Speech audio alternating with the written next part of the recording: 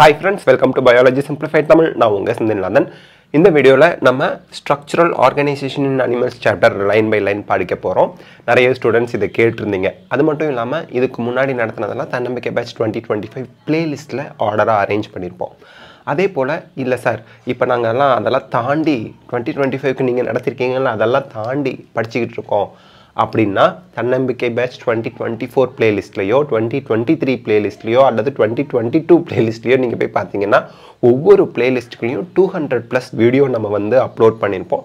அது கம்ப்ளீட்டா 11th 12th NCERT teach பண்ணி அப்லோட் பண்ணிருப்போம் so that உங்க பிரிபரேஷனுக்கு அது ரொம்ப ஹெல்ப்ஃபுல்லா இருக்கும். ஓகே. இப்போ ஸ்ட்ரக்சரல் ஆர்கனைசேஷன் இன் அனிமல்ஸ்ல நம்ம இன்ட்ரோடக்ஷனை பொறுத்த வரைக்கும் யூனிசெல்லுலர் ஆர்கானிசம் அப்படினா அனிமல்ஸை பொறுத்த வரைக்கும் அமீபா பாராமீஷியம் சொல்லலாம் ஒரு செல்லாலான உயிரினம். யூனிசெல்லுலர் பிளான்ட்னு பார்த்தா நம்ம கிளாமிடோமோனாஸ் குளோரல்லா இதெல்லாம் சொல்லலாம். ஸோ இந்த யூனிசெல்லுலர் ஒரு செல்லால அந்த ஆர்கானிசம் ஆகி இருக்கு இல்லையா அதில் வந்து பார்த்தீங்கன்னா டைஜஷன் ரெஸ்பிரேஷன் ரீப்ரொடக்ஷன் எல்லா ஒர்க்குமே ஒரே செல்லே பண்ணிடும். பட் காம்ப்ளெக்ஸ் ஆர்கனைசேஷனோட சில ஆர்கானிசம்ஸ் இருக்கும். எக்ஸாம்பிளுக்கு ஹியூமன் பாடி எடுத்துக்கிட்டிங்க அப்படின்னா கோடிக்கணக்கான செல்கள் இருக்குது. இதில் வந்து ஒரே மாதிரியான இருக்கிற செல்கள்லாம் வந்து பார்த்தீங்க அப்படின்னா இன்டர்செல்லுலார் சப்ஸ்டன்ஸோட சேர்ந்து ஒரு ஸ்பெசிஃபிக் ஃபங்க்ஷனை பண்ணுறாங்க. அவங்கள நம்ம வந்து ஒரு டிஷ்யூ அப்படின்னு சொல்கிறோம். அதாவது ஒரே மாதிரியான செல்கள் அதுக்கு வந்து பக்கத்தில் ஒரே மாதிரியான செல்கள் ஸ்ட்ரக்சர் அண்ட் ஃபங்க்ஷனில் ஒரே மாதிரி இருக்க செல்கள் இருக்குது. இன்டர்செல்லுலார் சப்ஸ்டன்ஸ்னா என்ன சார் அர்த்தம்? இந்த செல்களுக்கு இடையில கேப் இருக்குது பார்த்தீங்களா அதுக்கு இடையில சில சப்ஸ்டன்ஸ் இருக்குது. இன்டர்செல்லுலார் மேட்ரிக்ஸ் அப்படின்னு சொல்லுவோம். இந்த ஒரே மாதிரியான செல்களும் இந்த இன்டர்செல்லுலார் சப்ஸ்டன்ஸும் சேர்ந்து சிமிலர் ஃபங்க்ஷனை பண்ண போகிறாங்க. ஸ்பெசிஃபிக் ஃபங்க்ஷன் ஒரு பர்டிகுலர் ஃபங்க்ஷனை பண்ண போகிறாங்க. அதை நம்ம டிஷ்யூன்னு சொல்கிறோம். அப்போ குரூப் ஆஃப் செல்ஸ் சேர்ந்தால் டிஷ்யூ வந்துடுது. குரூப் ஆஃப் டிஷ்யூ சேர்ந்த ஆர்கன் குரூப் ஆஃப் ஆர்கன் சேர்ந்த ஆர்கன் சிஸ்டம். ஸோ அந்த ஆர்கன் சிஸ்டம்லாம் எதுக்காக இருக்குன்னா டிவிஷன் ஆஃப் லேபர் ஒர்க்ஸை பிரிச்சுக்கிறாங்க. டைஜஷனை டைஜஸ்டர் சிஸ்டம் பண்ணும் ரெஸ்பிரேஷனை ரெஸ்பிரேட்டரி சிஸ்டம் பண்ணும். அதுதான் சரி. இப்போ அனிமல் டிஷ்யூ பார்க்க போகிறோம். என்னதான் நம்ம வந்து காம்ப்ளெக்ஸ் ஆர்கானிசமாக இருந்தாலும் ஒரு சிக்கலான அமைப்புடைய உயிரினமாக இருந்தாலும் கை காலு மூக்கு கண் இன்டர்னலாக நிறைய ஆர்கன்ஸ் எல்லாம் கொட்டி கிடக்குது. இவ்வளோ டிஃப்ரெண்ட் ஆர்கன்ஸ் இருந்தால் கூட நம்மளோட எல்லா என்டையர் பாடியில் இருக்கக்கூடிய டிஷ்யூஸை அதோட ஸ்ட்ரக்சரையும் ஃபங்க்ஷனையும் பேஸ் பண்ணி ஒன்லி 4 டைப்ஸாக பிரிக்கிறாங்க. அது யார் யார்? Epithelial tissue connective tissue muscular tissue neural tissue. இந்த 4 டைப் தான். ECMN epithelial tissue connective tissue muscular tissue neural tissue சும்மா சைடில் எழுதி வச்சுக்கோங்க. இந்த 4 டைப் ஆஃப் டிஷ்யூஸ் மட்டும்தான் எந்த ஒரு காம்ப்ளெக்ஸ் ஆர்கானிசமாக இருந்தாலும் இருக்கும். இப்போ நம்ம பார்க்க போகிறது எபிதீலியல் டிஷ்யூனா என்ன? We commonly refer to an epithelial tissue as epithelium. எப்பினா அவுட்டர் தீலியம்னா ஸ்ட்ரேட்டா அப்படின்னு சொல்லுவாங்க. அல்லது லேயர் மாதிரி இருக்கிறது அல்லது பேப்பில்லான்னு சொல்லுவாங்க அவுட் க்ரோத் மாதிரி இருக்கிறது. ஸோ அதைத்தான் நம்ம லேயர் அதுன்னு சொல்லுவாங்க. ஸோ அவுட்டரில் இருக்கக்கூடிய ஒரு லேயர் அதுதான். ஸோ எபிதீலியம் அப்படிங்கிறதுக்கான மீனிங் வந்து அவுட்டரில் இருக்கக்கூடியது அப்படின்னு அர்த்தம். This tissue has free surface which faces either body fluid உள்ள நோக்கி பாடி ஃப்ளூயிட் நமக்கு பாடிக்குள்ளே தானே இருக்குது லிக்விடு இந்த பிளட் இதெல்லாம். ஸோ அதை நோக்கி இருக்கலாம் அல்லது அவுட் சைடு என்விரான்மெண்ட்டை நோக்கி இருக்கலாம். ஃப்ரீ சர்ஃபேஸ் ஆனால் ரெண்டுமே okay. And thus provides covering or lining for some parts of the body. So நம்ம பாடியில் இந்த டியூப் மாதிரி ஸ்ட்ரக்சர்லாம் இருந்தால் லைனிங்கை கொடுக்கும் அல்லது ஸ்கின் மாதிரி இருக்குதுன்னா கவரிங்கை கொடுக்கும். லைனிங்காக இருந்தாலும் கவரிங்காக இருந்தாலும் அதோட மெயின் ஃபங்க்ஷன் பாதுகாப்பு ப்ரொடெக்ட் பண்ணுறது. ப்ரொடெக்ட் பண்ணுற செல்கள் எப்படி இருக்கணும்? Tissues the cells are compactly packed. Epithelial செல்ஸ்னாலே நெருக்கமாக அமைந்த செல்களாக இருக்கணும். with little intercellular matrix. Matrixனா mixture of மெட்டீரியலால் ஆனது நிறைய விஷயங்கள் சேர்ந்து இருக்கக்கூடிய மெட்டீரியல்ஸை மேட்ரிக்ஸ்னு சொல்லிடுவாங்க. ஸோ இந்த மாதிரி செல்கள் இருக்குது அப்படின்னா இந்த செல்கள் நெருக்கமாக அமைஞ்சிருந்தா கூட குட்டி குட்டி இன்டர்செல்லுலார் ஸ்பேஸ் இருக்கும். அந்த இன்டர்செல்லுலார் ஸ்பேஸ் அதாவது செல்களுக்கு இடையில இருக்கக்கூடிய இடைவெளியில் இன்டர்செல்லுலார் மேட்ரிக்ஸால் ஃபில் ஆகி இருக்கும். இதுதான் நம்ம என்ன சொல்கிறோம்? எபிதீலியல் செல்ஸ் டிஷ்யூஸ் சொல்கிறோம். There are 2 types of epithelial tissues. ஒன்று simple epithelium, ரெண்டாவது compound epithelium. சிம்பிள்னாலே நமக்கு தெரிஞ்சிருது ஒரே ஒரு லேயரால் ஆனது. காம்பவுண்ட்னா மெனி லேயர்ஸ்னால அடுக்கு பல அடுக்கு பாதுகாப்பு, compound epithelium. Okay. Simple epithelium is composed of single layer of cells and functions as lining for body cavities. உடற்குழிகள்னு சொல்வாங்க. உள்ள இருக்கக்கூடிய உடற்குழிகள். அங்க தான் நமக்கு என்ன இருக்கு? உடற்குழியில பாடி கேவிட்டில தான் இன்டர்னல் ஆர்கன்ஸ்லாம் இருக்கு. உள் புற உடல ஆர்கன்ஸ். ஓகே. டக்ட். டக்ட்னா அந்த டக்ட்ல வந்து ஒரு திரவத்தையோ அல்லது வாயு கேஸையோ லிக்விடையோ கேரி பண்ணிட்டு போற ஒரு டியூபை தான் டக்டும்போம். டியூபும் கொடுத்துருக்காங்க. டக்டும் டியூப் தான். என்ன கொஞ்சம் சின்னதாக இருக்கும். இந்த டியூப் பெருசாக இருக்கும். இது கொஞ்சம் குட்டியாக இருக்கும். எதையாவது கேரி பண்ணிட்டு போகும். ஷார்ட் டிஸ்டன்ஸில் எதையாவது கேரி பண்ணிட்டு போகும். அதான் டக்ட் டியூப் அப்படின்னு சொல்கிறது. என்னத்தை கேரி பண்ணிட்டு போவோம்? ஒன்று கேஸ் இல்லைனா லிக்விட், அதை தான் கேரி பண்ணிட்டு போகும். இந்த பாடி கேவிட்டி டக்ட் டியூப் எல்லாம் லைன் பண்ணுற மாதிரி இது எது இருக்குது? சிம்பிள் எபித்திலியம் இருக்குது. சிம்பிள் எபித்திலியம் எங்கெல்லாம் இருக்குன்னு நோட் பண்ணிக்கோங்க. ஓகே. சிங்கிள் லேயரில் இருக்கிறது. The compound epithelium consists of 2 or more cell layers. நிறைய லேயர் இருக்குது. 2 லேயராவது மினிமம் இருக்கும், மேக்ஸிமம் நிறைய லேயர் இருக்கலாம். And has protective function. பாதுகாக்குது. எக்ஸாம்பிள் நம்மளோட தோல். தோல் சிங்கிள் லேயராக இருந்தால் என்ன வருது? நாரி போயிடும். நிறைய லேயர் இருக்குது. அப்போ தான் அது நமக்கு ப்ரொடெக்ஷன் கொடுக்கும். வெளியிலேருந்து பாக்டீரியா ஃபங்கை எல்லாம் உள்ள டைரெக்டாக எக்ஸ்போஸ் ஆகாமல் பாதுகாப்பு கொடுக்கறது. இது compound epithelium. Okay. On the basis of structural modification of the cells, simple epithelium திருப்பியும் 3 டைப்பாக நம்ம பிரிக்கிறோம். Squamous epithelium, cuboidal epithelium, columnar epithelium. எல்லாமே சிங்கிள் லேயராக தான் இருக்கும். அதை ஞாபகம் வச்சுக்கணும். ஓகே. இப்போது ஸ்குயமோஸ் எபித்திலியம்னா என்ன? இங்கே பாருங்கள், ஃப்ளாட்டன்டு செல்ஸாக இருக்கா? அது பார்க்கறதுக்கு ஒரு ஸ்கேல், அந்த ஃபிஷ்லலாம் இருக்கக்கூடிய ஸ்கேல் செதில்கள் இருக்கு இல்லையா, அந்த மாதிரி தின்னா இந்த சிப்ஸ் போட்டால் எப்படி போடுவாங்க அந்த மாதிரி மெல்லிஸாக இருக்குது. அப்படி இருக்கிறத நம்ம ஸ்குயமோஸ் எபித்திலியம் அப்படிம்போம். இது பாருங்க கியூப் லைக். கியூப்னு ஐஸ் கியூப் பார்த்துருக்கீங்களா? 3 டைமென்ஷனில் கியூப். கியூப் லைக் பார்க்கறதுக்கு, அதனால கியூபாய்டல் எபித்திலியம் ஸ்ட்ரக்சரை வச்சு பேர் வச்சுட்டாங்க. இது வந்து பாருங்க காலம், ஒரு காலம் போடு அப்படின்னு சொல்றாங்களே, நீல நீளமான செல்கள் அப்படியே அடுக்கி வச்ச மாதிரி ஒரு காலம் உருவாக்குன மாதிரி இருக்கிறதுனால காலம்னார் எபித்திலியம். அப்போ சிம்பிள் எபித்திலியத்தை அதோட ஸ்ட்ரக்சரை வச்சு 3ஆ பிரிச்சுட்டாங்க. ஓகே. ஃபர்ஸ்ட் ஸ்குயமோஸ் எபித்திலியம்னா என்ன? It is made up of single thin layer of flattened செதில்கள் மாதிரி இருக்கும் வித் இர்ரெகுலர் பவுண்டரிஸ். பவுண்டரி வந்து ரெகுலராக இருக்காது. பவுண்டரிஸ்னா பார்டர், எல்லை, அதோட எல்லைன்னு அர்த்தம். They are found in the walls of, எங்க இருக்கோ அது ரொம்ப முக்கியம். ஸ்குயமோஸ் எபித்திலியம் பிளட் வெசல்ஸ், இந்த ரத்த நாளங்கள்னு சொல்றோம்ல, அந்த blood vessels, air sac. Air சாக்னா இந்த லங்ஸ்ல இருக்கிறது, ரெஸ்பிரேஷனுக்கு ஹெல்ப் பண்றது of lungs, and are involved in functions like forming a diffusion boundary. diffusion boundaryனா என்ன?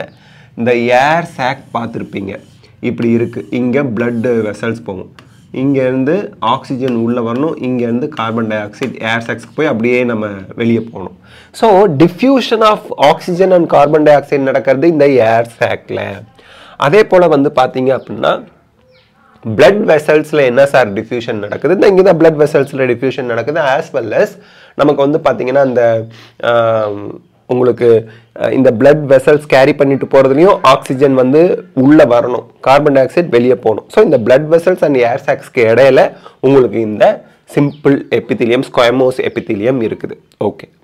த cuboidal epithelium. Next cuboidal epithelium எங்கே இருக்குது? cuboidal epithelium இங்க இருக்கு. cuboidal epithelium is composed of single layer of cube like cells. shape வச்சு சொல்லிடுறாங்க. cubeனா இந்த அப்படி வரைவீங்க இல்லையா, cube வந்துருச்சு. so cube like shells, this is commonly found in ducts of gland. glandனால என்ன அர்த்தம்? சுரக்க போகிறது எதையோ, அது சுரந்துகிட்டு இருக்கு, செக்ரீட் பண்ணுதுன்னு அர்த்தம். செக்ரீட் பண்றத கேரி பண்ணிட்டு போறதுக்கு அந்த கிளாண்ட்ல இருந்து ஒரு டியூப் இருக்கும், அதான் duct. so ducts of glands and tubular parts of nephrons in kidney. so unit of kidney வந்து nephron சொல்வோம் இல்லையா, அதான். so nephrons in kidney அங்கெல்லாம் இருக்கு. and its main functions are secretion and absorption. so secreteum பண்ணும், சில விஷயங்களை secrete பண்ணும், வெளியேற்றுறது, செக்ரீட் சுரக்கிறது, அப்சார்ப் பண்றதுன்னா உரிதல். the epithelium of proximal convoluted tube, இந்த கிட்னில நெஃப்ரான்ல பார்ப்போம். proximal convoluted tube of nephron, நெஃப்ரானோட ஸ்ட்ரக்சர்ல proximal convoluted tube, distal convoluted டியூப்லாம் வரும்.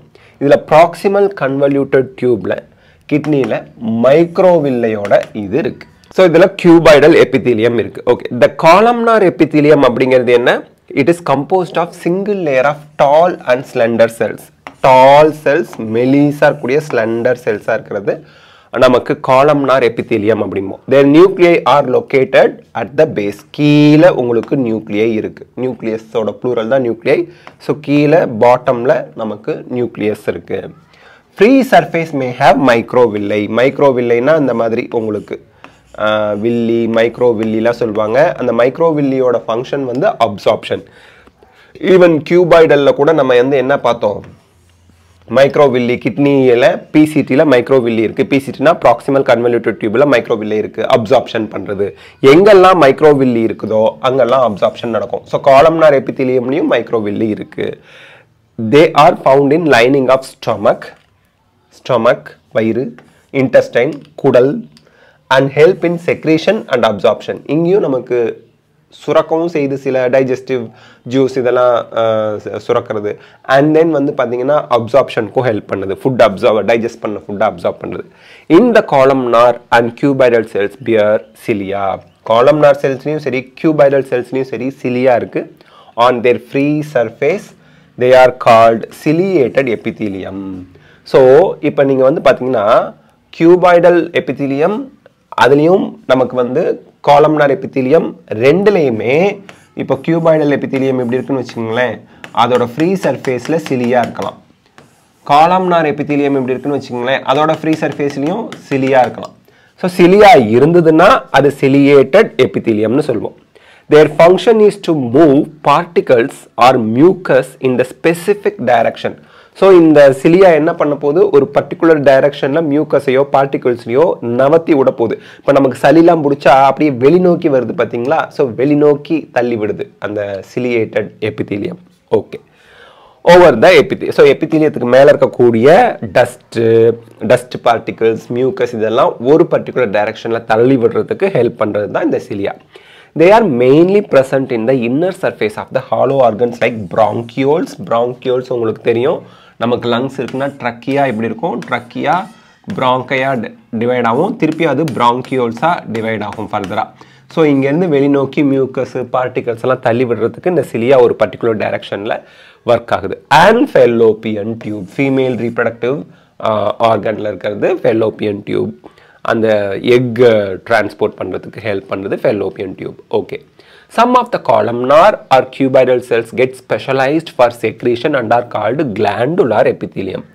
இங்கே காலம்னாரும் சரி கியூபாய்டலும் சரி அது வந்து செக்ரீஷன்னா சுரக்கிறது, அது பண்ணுறதுக்காக ஸ்பெஷலைஸ்டாக மாறி இருந்தால் அதை கிளாண்டுலார் எபித்தீலியம்னு சொல்லுவோம். ஏன்னா எதையாவது ஒன்று செக்ரீட் பண்ணால் அதை கிளாண்ட் அப்படின்றாங்க. They are mainly of two types. Unicellular glandular எபித்தீலியமாக இருந்ததுன்னா அதை வந்து ஐசோலேட்டட் தனியாக இருக்கக்கூடிய கிளாண்டுலார் செல்ஸ் சொல்லுவாங்க. அதை goblet cells of the alimentary canal அப்படிம்பாங்க. கோப்லெட் செல்ஸ் செக்ரீட் பண்ணும், மியூக்கஸை செக்ரீட் பண்ணும். And multicellular consisting of cluster of cells, group of cells சேர்ந்து இருக்கிறது. சலைவரி கிளாண்டை எக்ஸாம்பிளுக்கு சொல்லலாம். குரூப் ஆஃப் செல்ஸ் சேர்ந்து சலைவாவை செக்ரீட் பண்ணுது. On the basis of mode of pouring of their secretion, glands are divided into two categories. So glands வந்து columnar cuboidal cells ரெண்டுல ஏதோ ஒன்று கிளாண்டை ஃபார்ம் பண்ணுது, அது செக்ரீட் பண்ணுது. இந்த கிளாண்ட் வந்து அதோட செக்ரீஷனை வந்து எதில் போர் பண்ணுதுன்னா, போர்னா போய் சேர்க்கறது, கொட்டுறது, அதை தான் போரிங் அப்படிம்பாங்க. எடுத்து ஊத்துறது தான் போரிங் சொல்லுவாங்க. ஸோ கிளாண்டு எப்படி அதோட செக்ரீஷனை ஊற்ற போகுது அதை பேஸ் பண்ணி ரெண்டு கேட்டகரியாக பிரிக்கிறாங்க. ஒன்று எக்ஸோக்ரைன் கிளாண்ட், இன்னொன்று எண்டோக்ரைன் கிளாண்டு. ரொம்ப சிம்பிள். எக்ஸோக்ரைன் கிளாண்ட்னா எப்படி இருக்கும்? டக்டு மூலியமாக அதோட செக்ரீஷனை கலெக்ட் பண்ணிட்டு போணுச்சுன்னா அது எக்ஸோக்ரைன். எண்டோக்ரைன் கிளாண்ட்னா எப்படி இருக்கும்? டக்ட் கிடையாது, டைரெக்டாக அதோட செக்ரீஷன் அந்த செல்ஸுக்கு வெளியில் இருக்க லிக்விடில் மிக்ஸ் ஆகி பிளட்டில் மிக்ஸ் ஆனிச்சுன்னா அது எண்டோக்ரைன். அப்போ டக்டோட டியூபோட இருந்துச்சுன்னா அது எக்ஸோக்ரைன். டக்ட்லெஸ் கிளாண்டுன்னு சொல்லுவாங்க. டியூப் இல்லாமல் ஒரு கிளாண்ட் இருந்ததுன்னா அது எண்டோக்ரைன் கிளாண்ட். ஞாபகம் வச்சுக்கணும். Okay, Exocrine gland secretes mucus, saliva, earwax, oil, milk, digestive enzyme and other cell products. These products are released through a duct or tube. So என்னென்னலாம் exocrine gland secrete பண்ணுது? Mucusனா அந்த எச்சில், அந்த உள்ள இருக்கக்கூடிய அந்த mucus layer அது. Saliva எச்சில், earwax காதுல இருக்கக்கூடிய wax, oil, milk, digestive enzymes இது எல்லாமே டியூப் மூலமா வந்து டிரான்ஸ்போர்ட் ஆகுது. அதனால அந்த gland duct gland அப்படிம்பாங்க. In contrast இதுக்கு எதிர்ப்பா இதுக்கு மாறுபட்டு endocrine glands do not have duct. அதனால endocrine glandக்கு இன்னொரு பேரு ductless gland. endocrine glandக்கு இன்னொரு பேரு ductless gland அப்படினு சொல்வாங்க. duct இல்லாதது, டியூப் இல்லாதது. their products called hormone. அது endocrine gland யூசுவலா ஹார்மோன்ஸ் தான் செக்ரீட் பண்ணும். அது வந்து டைரக்டா அந்த gland எந்த fluidல மிதந்துகிட்டு இருக்கு அந்த fluidல மிக்ஸ் ஆகி then bloodல மிக்ஸ் ஆகி போய்டும். நெக்ஸ்ட் நம்ம பார்க்கிறது காம்பவுண்ட் எபிதீலியம். சிம்பிள் எபிதீலியம் முடிச்சாச்சு. இப்போ compound epithelium. Compound epithelium is made up of more than one layer, multi layer தான் இருக்கும். And thus has a limited role in secretion and absorption. ஏன்னா multi லேயராக இருந்தால் செக்ரீஷன் பண்ணாலும் அதை கிராஸ் பண்ணி வர்றது கஷ்டம், அப்சார்ப்ஷன் பண்ணுறதுனாலும் மல்டி லேயரை தாண்டி போகிறது கஷ்டம். அதனால் அதில் பெரிய ரோல் இல்லை, கொஞ்சமான ரோல் தான் இருக்குது. அதோட ஃபங்க்ஷன் அதில் ரொம்ப பெருசாக கிடையாது. அப்போ அதோட மெயின் ஃபங்க்ஷன் என்ன? Protection against chemical and mechanical stress. Mechanical ஸ்ட்ரெஸ்னால் என்ன சார்? நான் வேகமாக போய் ஒரு இடத்துல மோதுறேன், என்னோட ஸ்கின் ஓரளவுக்கு என்னை பாதுகாக்கும், அதான் மெக்கானிக்கல் ஸ்ட்ரெஸ். கெமிக்கல் ஸ்ட்ரெஸ்னால் என்ன? சில ஆசிட்லாம் பட்டுது, ஸ்கின் முடிஞ்ச அளவுக்கு பாதுகாக்கும், உள்ள டைரெக்டாக ஆர்கனை போய் அஃபெக்ட் பண்ணாமல். அண்ட் அது மாதிரி நிறைய இருக்குது. They cover the dry surface of the skin. So ஸ்கின்னை கவர் பண்ணி பாதுகாக்குது. The moist surface of the buccal cavity. Buccal வாய் உள்ள மாய்ஸ்ட் ட்ரை சர்ஃபேஸையும் ப்ரொடெக்ட் பண்ணுது, மாய்ஸ்ட் சர்ஃபேஸையும் ப்ரொடெக்ட் பண்ணுது. ஸோ மாய்ஸ்ட் சர்ஃபேஸ்க்கு எடுத்துக்காட்டு பக்கல் கேவிட்டி, ஃபேரிங்ஸ். ஃபேரிங்ஸ் உங்களுக்கு தெரியும், அந்த இன்சுலினை சிந்தசிஸ் பண்ண, சாரி ஃபேரிங்ஸ் அப்படின்னா நம்ம பக்கல் கேவிட்டிக்கு அடுத்து common passage for food and air தான் ஃபேரிங்ஸு. பேன்க்ரியாஸ் தான் உள்ளே இருக்கிறது அந்த என்னது இன்சுலினை சிந்தசிஸ் பண்ணுறது. Pharynx is common passage for air and food, அங்கே இருக்கும் பக்கல் கேவிட்டிக்கு அடுத்து இருக்கும். Inner lining of ducts of salivary gland and pancreatic duct.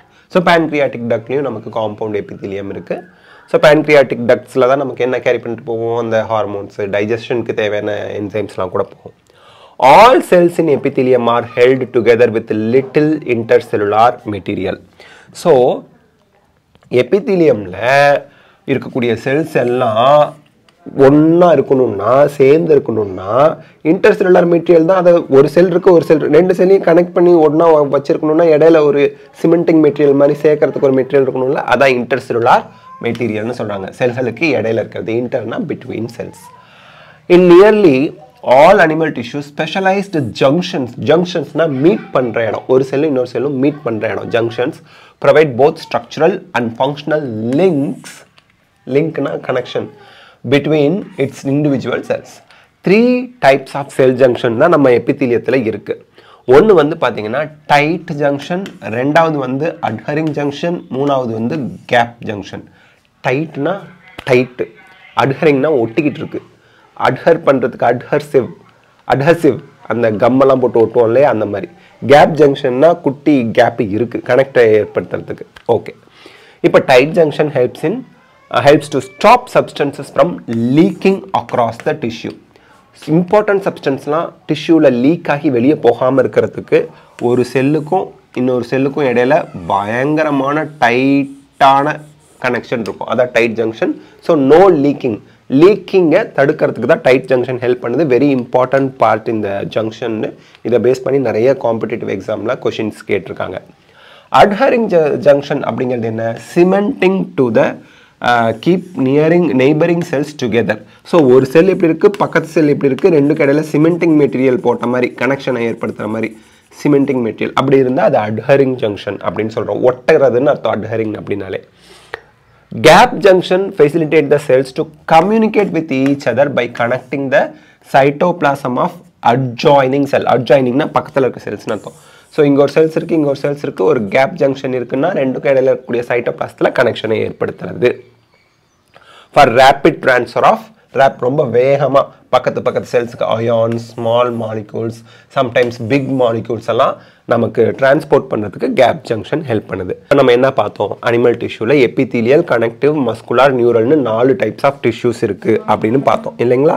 சரி, இப்போது இந்த 4 டைப்ஸ் ஆஃப் டிஷ்யூவில் ஃப்ரீ சர்ஃபேஸ் வந்து நம்ம வந்து என்விரான்மெண்ட்டை அவுட் சைட் என்விரான்மெண்ட்டை ஃபேஸ் பண்ணிகிட்ருக்கலாம் அல்லது பாடி ஃப்ளூயிடை ஃபேஸ் பண்ணிகிட்ருக்கலாம், லைனிங் ஆஃப் அந்த பாடி ஃப்ளூயிடை ஃபேஸ் பண்ணிகிட்டு இருக்கலாம் அப்படின்னு பார்த்தோம். அப்போது நம்ம பாடியில் இருக்கக்கூடிய பார்ட்ஸுக்கு லைனிங், இன்னர் லைனிங் கவரிங்காக இருக்கும் அல்லது நமக்கு வந்து வெளியில் ப்ரொடெக்ஷனை கொடுக்கறதா இருக்கும்.